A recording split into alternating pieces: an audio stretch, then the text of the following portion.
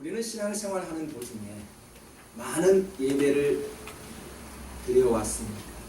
그리고 앞으로도 예배를 많이 드려야 할 것입니다. 여러분이 생각하고 있는 예배란 무엇입니까? 미국에서 어떤 교수님이 학생들에게 크리스마스 단어를 주고 생각나게 하는 것들을 한번 적어보라고 이야기했습니다. 여러분도 한번 생각해 보십시오. 성탄절 하면은 무엇이 가장 기억에 남고요? 마음에 와 닿습니까?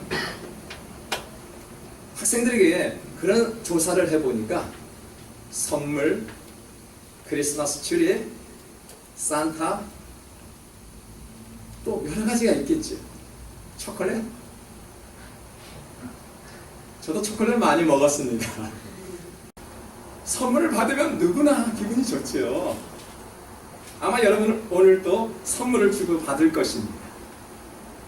성탄절 하면은 뭐 크리스마스 그런 의미가 아기 예수 탄생보다는 무언가 우리의 욕구, 충족한 마음을 채워주는 그런 욕구를 먼저 생각하는 견해가 많다는 사실입니다. 그래서 많은 학생들에게 설문조사를 했더니 그런 단어들은 쉽게 이야기하는데 성탄절은 아기 예수께서 나신 그날이라 하고 적은 학생은 한 명이 없었다는 것입니다. 지금 무엇을 의미할까요?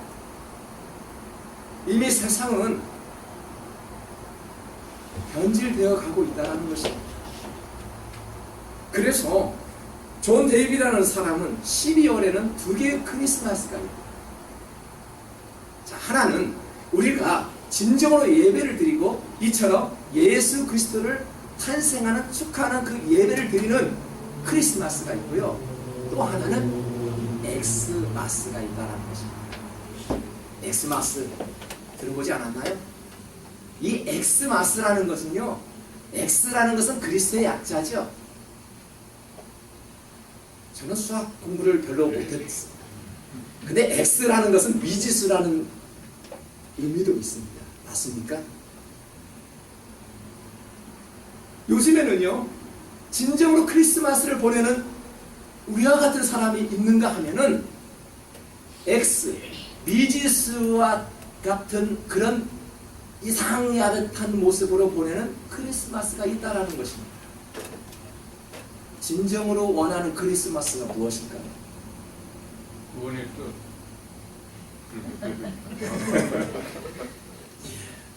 진정으로 우리가 말하는 크리스마스는요, 말할 것도 없습니다. 우리를 위해서 구원하기 위해 이 땅에 오신 아기 예수 그리스도를 그 탄생을 기념하는 그날. 다른 의미가 없어요. 이것이 예배가 아닐까? 예수님을 경배하는 것이 이것이 예배가 아니고 무엇입니까? 도대체 예배가 무엇입니까?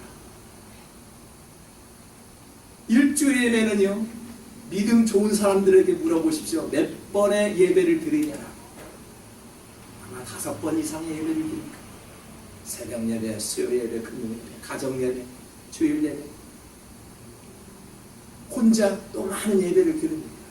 그런데 진정으로 예배라는 것은 주님을 찬양하며 경배하는 것이 바로 예배입니다. 우리가 선교보다 중요한 것이 예배입니다. 우리 교회는 선교를 굉장히 강조하죠.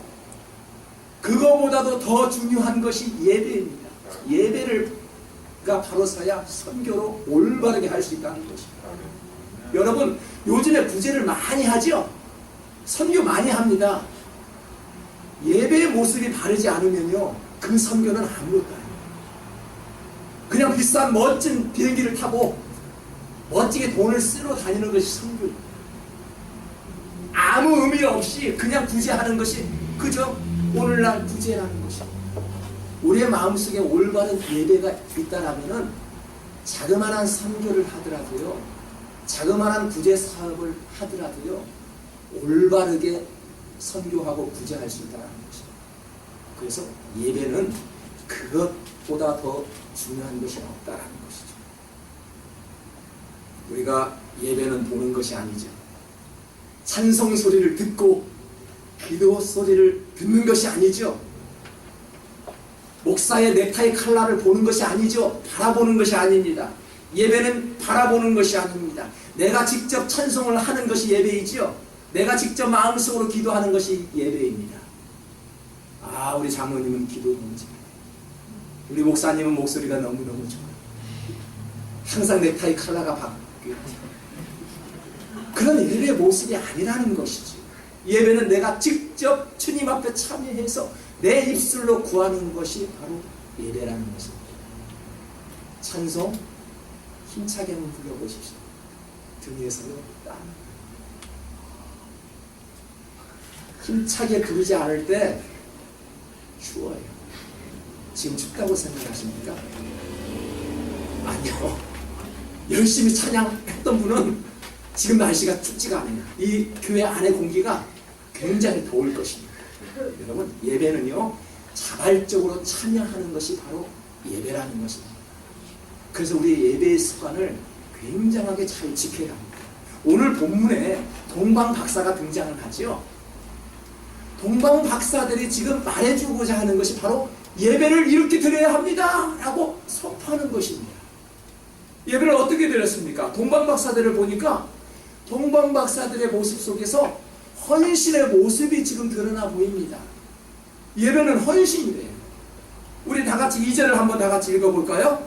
유대인의 왕으로 나신 이가 어디 계시냐? 우리가 동방에서 그의 글을 보고 그에게 경배하러 왔노라. 아멘. 동방 박사가 어디에서 왔다고요? 어디에서 왔어요 지금? 동방에서 왔대요. 다 답을 보여주는데도 모르니 동방 박사는 동방에서 지금 왔대요. 그런데 성경학자들이 이야기한 이 동방이라는 곳이 걸어서 40일 정도 걸어야 할 거리에 있대요. 아기 예수가 태어났어요. 지금 별을 보고 지금 동방 박사가 걸어왔는데 40일 길을 걸어서 왔다라는 것입니다. 여러분 오늘 몇 시간 걸렸어요? 1시간 걸렸어요? 가장 멀리 오신 분은 1시간 걸리죠. 한 20분 걸렸습니까? 이 동방 박사는 아기 예수 탄생을 기념하기 위해서 40일 동안을 걸어왔대요. 그것도 자동차가 아닌 나귀를 타고 말입니다. 올 때 얼마나 배가 고팠을까요? 경비로 많이 들었을 것이 분명합니다. 여러분, 신앙생활은요, 이러한 헌신이 있어야 한다는 거죠. 가스비가 많이 들었습니까? 교회에 오는데 많은 시간을 소비하였습니까? 이러한 헌신이 있을 때 바로 예배라는 것입니다. 어떻게 헌신 없이 예배를 드릴 수 있을까요? 동방박사의 모습을 보니까 이러한 시간적인 헌신이 있었고요. 많은 경비를 소비하는 헌신의 모습이 있었다는 것입니다.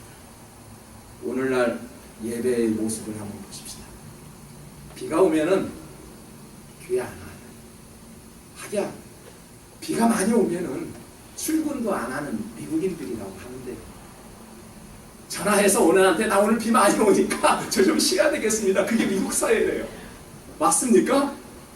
저는 모르겠어요. 직장생활을 안 해봐가지고요. 조금만 비가 오면은 쉬고 싶어요.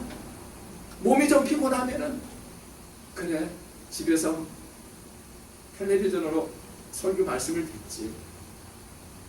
또 교회 오다가 주차장에 풀로 차면은 아 너무 힘들어 그냥 집에 돌아가자. 그런 신앙인들이 얼마나 많은지 모르세요? 우리 교회는 주차장이 넓어서 다행인데도요, 큰 교회 가면 주차장들이 비좁습니다. 사람들이 많이. 근데 어떤 현상이 벌어지는 걸 알아요? 파킹 다시 풀로 차면은 앱다 모르겠다 하면서 핸들을 돌린답니다. 사람들은 조금도 힘든 모습을 보이지 않겠다는 이야기예요. 오늘날의 모습입니다. 불편하다고 되돌아가 버리는 것이 우리의 모습입니다. 이것을 아시는 예수님의 마음은 얼마나 마음이 아플까 생각해 보십시오. 우리는 그저 단순한 생각입니다. 그냥 단순한 나의 성격이라고 이야기하지만 우리의 이 어처구니 없는 모습을 보시고 주님이 바라보실 때 얼마나 마음이 아프실까요? 우리 모습 속에서도 40일 길을 걸어왔던 이 동방박사의 모습을 닮아가야 한다는 것입니다. 일 때문에 피곤할 수도 있어요. 또 집이 멀다 하면 많은 가스비도 들어갈 수 있습니다. 이와 같은 헌신과 주님 앞에 드리는 아름다운 소비가 있을 때 바로 이것이 예배입니다. 11절을 보니까요, 동방박사들이 드리는 그 물질이 무엇일까요? 황금, 유황, 모략을 드렸죠. 빈손으로 오지 않았어요. 주님의 탄생의 모습을 보시고 그 40일길을 걸어가면서 낙타 위에 많은 물건을 아마 싣고 왔을 거예요. 오늘 동방박사를 보니까 황금, 유황, 모략을 드렸다는 것은 가장 최고의 것을 준비했다는 것입니다.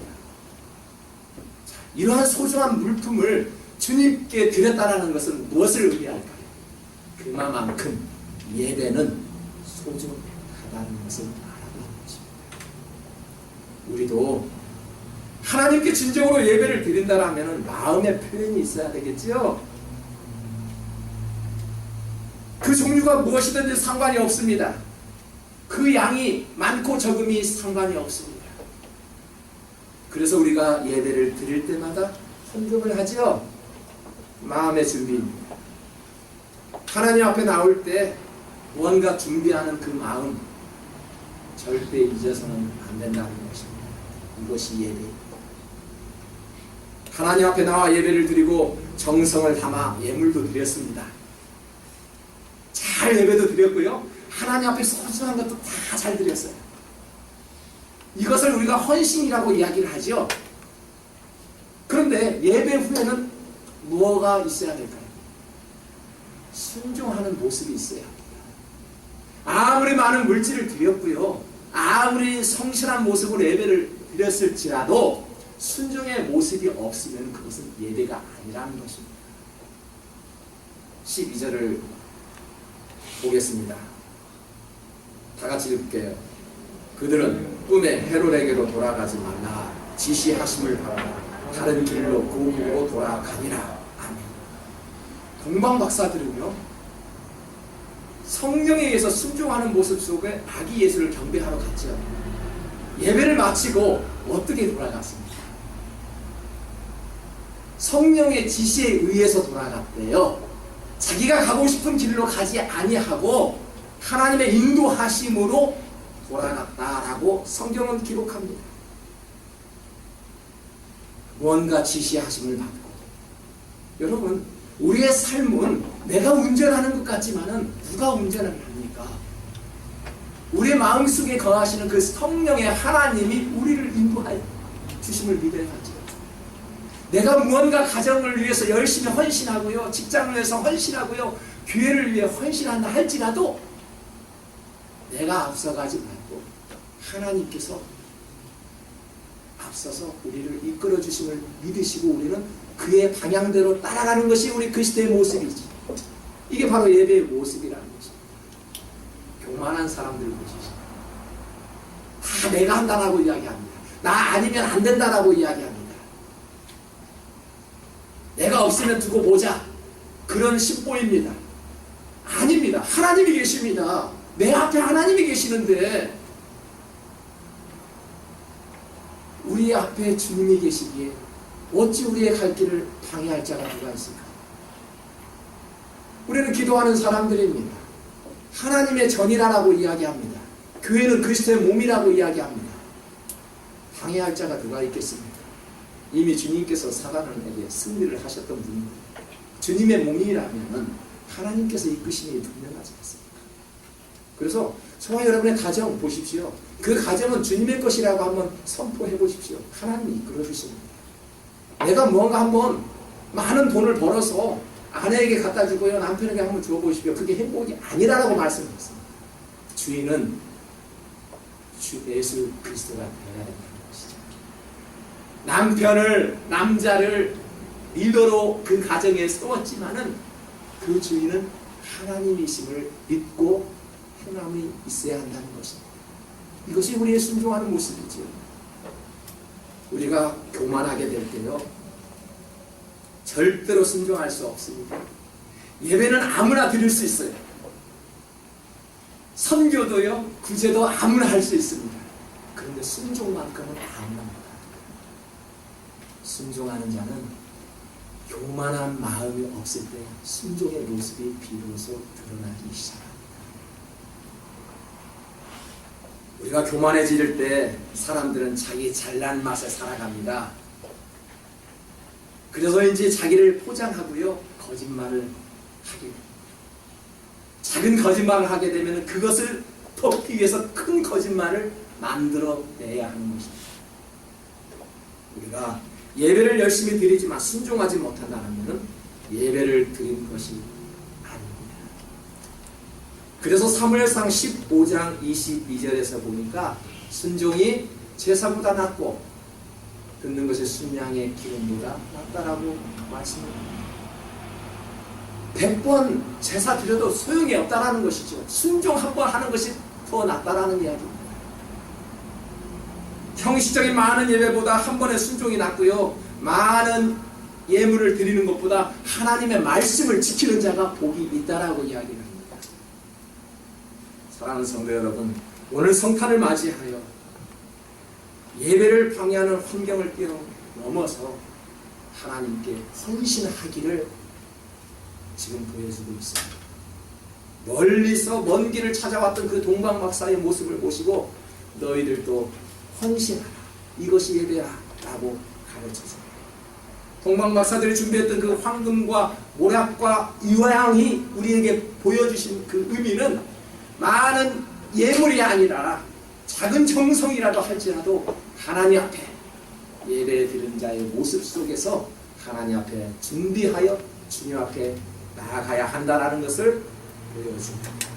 오늘 아기 예수께 경배하고 돌아갈 때 성령의 지시에 따라 순종하는 것이 예배라고 말씀해 주셨습니다. 저와 여러분의 생활 속에서 성령의 지시대로 사는 것이 예배라는 것을 깨닫고 동방 박사들이 드린 예배의 모습을 닮아가는 저와 여러분 될 수 있기를 주님의 이름으로